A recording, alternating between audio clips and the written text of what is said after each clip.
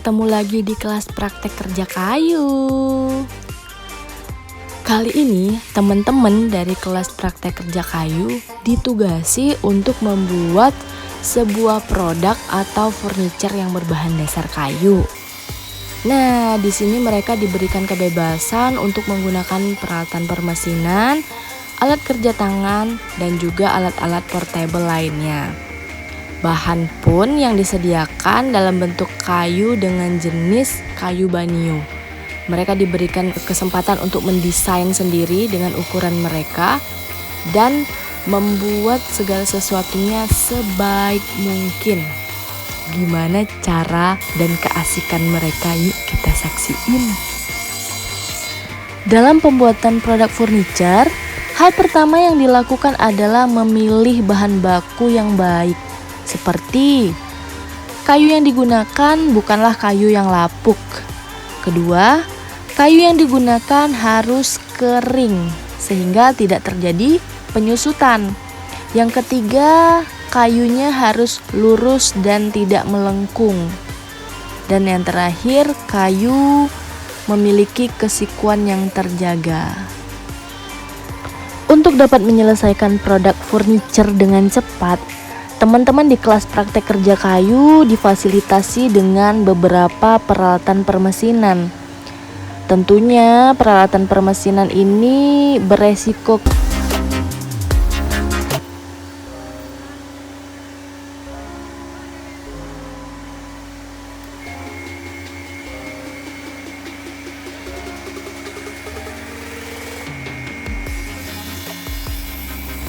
Nah, kita masuk ke peralatan pertama yang digunakan adalah gergaji potong.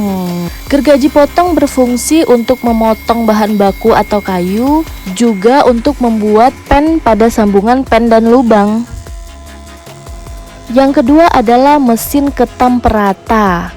Nah, mesin ketam perata ini digunakan untuk meratakan satu sisi kayu. Satu sisi permukaan kayu dapat dikatakan sudah rata apabila kulit awalnya sudah terbuang secara keseluruhan.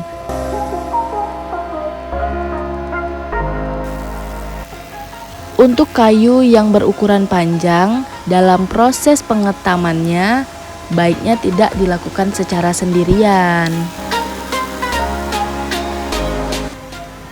Ini adalah salah satu contoh dari kayu yang telah mengalami pelapukan. Sudahlah, nggak bisa dipakai lagi dan dibuang aja. Lanjut ke peralatan mesin ketiga, yaitu mesin gergaji pembelah. Jelas bedanya dengan gergaji pemotong.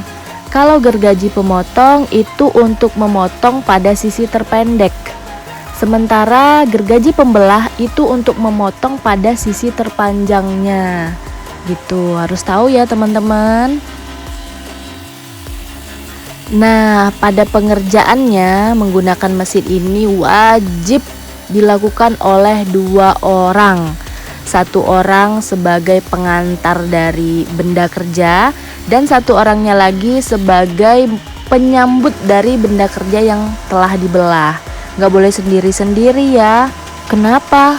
Karena kesendirian itu berat. Kita lanjut ya.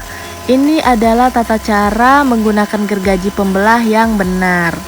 Jadi teman yang menerima pun tetap menggunakan stick untuk menekan ke bawah benda kerja yang dibelah. Sementara teman yang mendorong menggunakan stick juga untuk mendorong, menghindari kecelakaan kerja. Pertama-tama diukur dulu jarak antara pengantar dengan mata gergajinya. Sesuaikan dengan kebutuhan ukuran kayu yang kita butuhkan. Jangan lupa ngukurnya pakai alat ukur yang benar-benar akurat. Di sini teman-teman dari praktek kerja kayu biasanya menggunakan penggaris siku.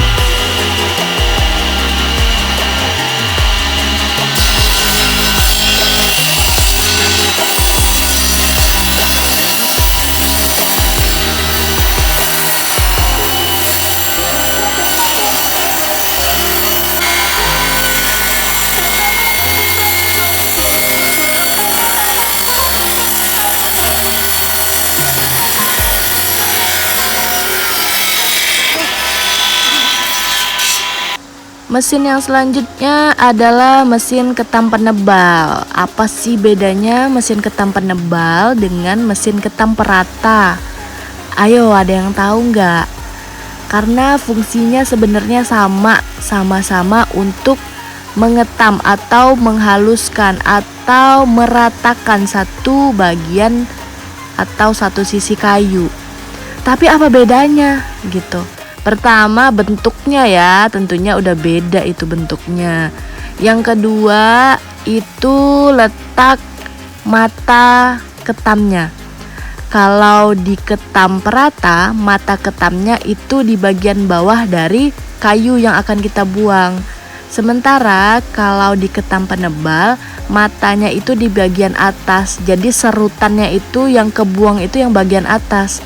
Sementara di ketam perata, serutannya atau bagian yang kebuang itu di bagian sisi bawah dari kayu kita.